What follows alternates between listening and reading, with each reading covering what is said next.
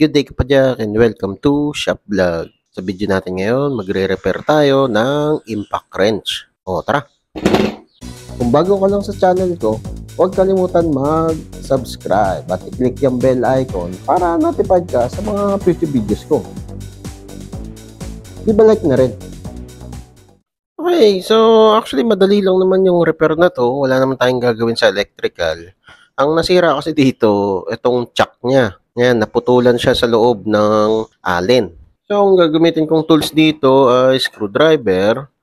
Pero ito actually gagamitin ko yung electric na. Saka lalagyan din natin siya ng konting grasa. Pagdating sa grasa, pwede naman kahit ano, basta wag yung masyadong malagkit. So, hindi mahihirapan yung makina. Mas mabilis malobat yung battery. Bumili ako ng replacement chuck sa Shopee. So, lalagay ko sa description below yung Shopee link kung saan ko ito nabili. Okay, so pag magre-repair kayo, tanggalin nyo yung battery.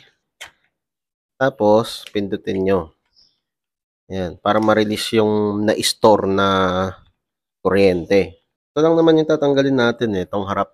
So, gagamit tayo ng Phillips head screwdriver o yung positive. Mas pabilis. Yung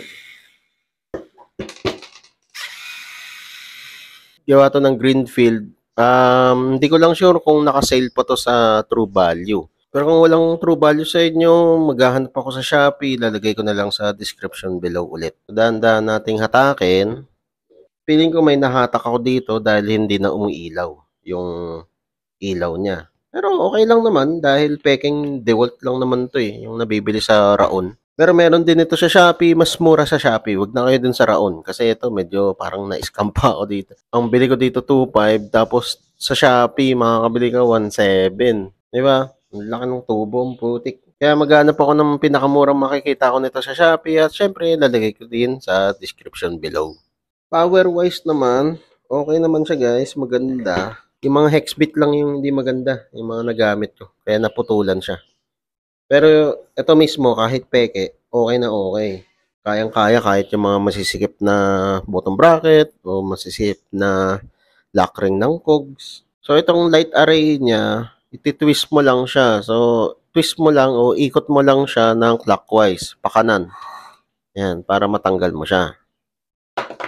Para sa akin, itong ilaw na to, medyo useless siya kasi hindi rin naman siya maliwanag. Then, dahan-dahan mahugot itong assembly. Alright. So, parang ganito rin kapag may maintenance ka ng power tool mo. Shoutout kina BS Bike Shop. Yan, lagi nila ginagamit si Kilit.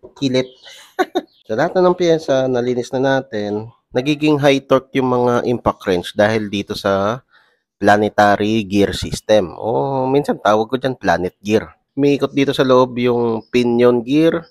At ito namang maliit na spur gear, iikot naman yan dito sa parang planet gear. Nag-o-orbit siya. Kaya yung high RPM ng motor, nako-convert sa low RPM na sobrang lakas yung torque. So, ganun gumagana yun. Check natin kung kasya ba o magkamukha itong binili natin sa Shopee.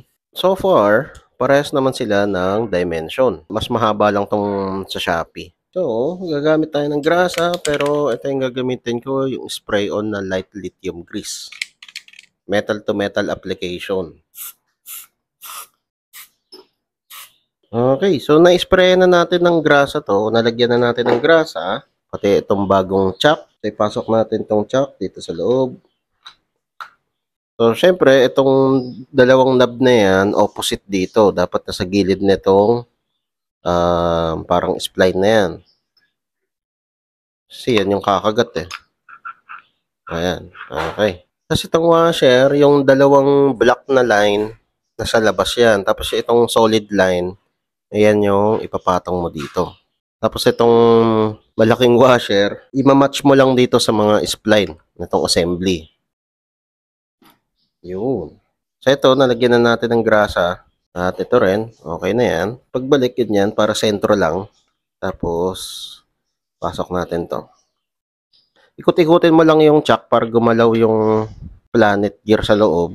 Para mag-mesh. Yun.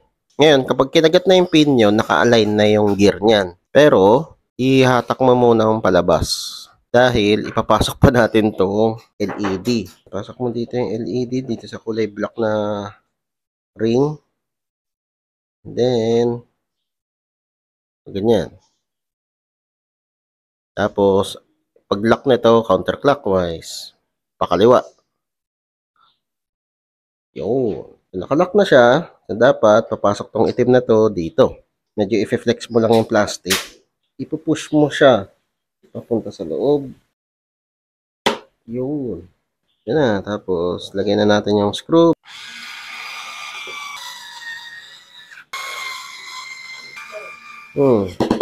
Gamitan pa natin ng manual na screwdriver para bigyan siya ng torque.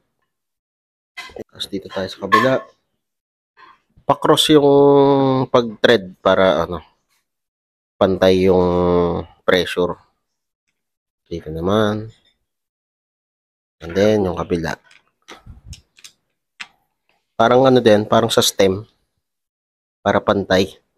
So, testingin lang natin yung magnet nitong bagong chuck. Okay. Makapit naman. Pero hindi siya ganun kakapit na gusto kong kapit. Low quality na neodymium. Siyempre, what do you expect? 50 pesos lang naman yung chuck na yun. So, yun, medyo mahaba lang siya ng konti. Pero goods. Bi-break in muna natin yung grasa sa loob.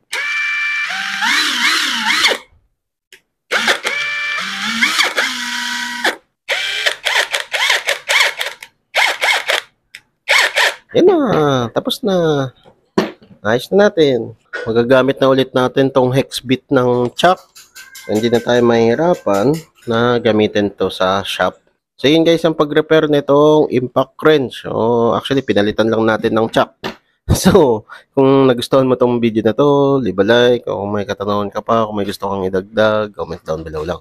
Okay, so yun lang. Ayos! Whee! O kapadyak, kung na-enjoy mo tong mga video ko, leave a like at i-share mo na rin sa mga tropa pips mo. Makakatulong ito sa channel. Kung gusto mo pa manood ng ibang video, ito, meron pa tayo. Hindi tayo nauubusan.